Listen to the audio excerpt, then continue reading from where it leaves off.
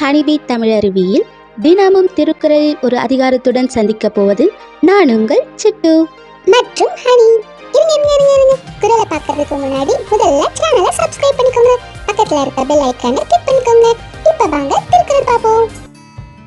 குறள் எண் 321. அறவினை யாதெனின் கொல்லாமை கோரல், பிறவினை எல்லாம் தரும். பொருள்: எந்த உயிரையும் கொல்லாதிருப்பதே அறச்செயலாகும். கொலை செய்தல் தீய வினைகள் அனைத்தையும் விளைவிக்கும். குறள் எண் 322. பகுத்துண்டு பல்லுயிர் ஓம்புதல் நூலோர், தொகுத்தவற்றெல்லாம் தலை. பொருள்: இருப்போர் இல்லாதோர் என்றில்லாமல் கிடைத்ததை பகிர்ந்து கொண்டு எல்லா உயிர்களும் வாழ வேண்டும் என்ற சமநிலை கொள்கைக்கு ஈடானது வேறு எதுவுமே இல்லை. குறள் எண் 323. ஒன்றாக நல்லது கொல்லாமை மற்றதன், பின்சாரா பொய்யாமை நன்று. பொருள்: அறங்களின் வரிசையில் முதலில் கொல்லாமையும் அதற்கடுத்து பொய்யாமையும் இடம்பெறுகின்றன. குறள் எண் 324. நல்லார் எனப்படுவது யாதெனில் யாதொன்றும் கொல்லாமை சூழும் நெறி. பொருள்: எந்த உயிரையும் கொல்லக்கூடாது எனும் நெறி காப்பதுதான் நல்லற வழி எனப்படும். குறள் எண் 325. நிலையஞ்சி நீத்தார் எல்லாம் கொலையஞ்சி கொல்லாமை சூழ்வான் தலை. பொருள்: உலகியல் நிலையை வெறுத்து துறவு பூண்டவர் எல்லோரையும் விட கொலையை வெறுத்து கொல்லாமையை கடைபிடிப்பவரே சிறந்தவராவார். குறள் எண் 326. கொல்லாமை மேற்கொண்டொழுகுவான் வாழ்நாள் மேல் செல்லாதுயிர் கண்ணும் கூற்று.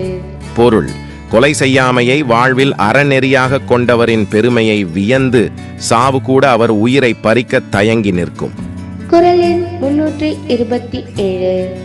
தன்னுயிர் நீப்பினும் செய்யற்க தான் பிரி தின்னுயிர் நீங்கும் வினை. பொருள்: தன்னுயிரே போவதாக இருப்பினும் கூட அதற்காக இன்னொரு உயிரை போக்கும் செயலில் ஈடுபடக்கூடாது. குறள் எண் 328. நன்றாகும் ஆக்கம் பெரிதாயும் சான்றோருக்கு கொன்றாகும் ஆக்கங்கடை.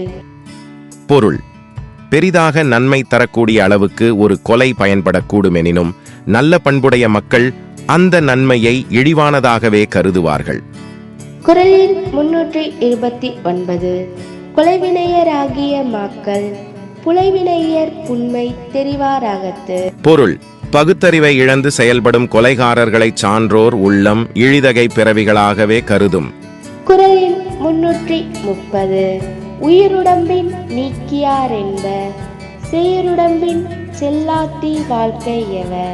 பொருள்: வறுமையும் நோயும் மிகுந்த தீய வாழ்க்கையில் ஊழல்வோர் ஏற்கனவே கொலைகள் பல செய்தவராக இருப்பர் என்று முன்னோர் கூறுவர். நன்றி. நாளை அடுத்த அதிகாரத்துடன் சந்திப்போம்.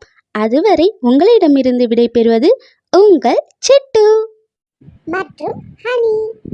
அக்கா நன்றி குறள் சொல்லி கொடுத்ததுக்கு. பாய் ஃப்ரெண்ட்ஸ், நாளை சந்திப்போம்.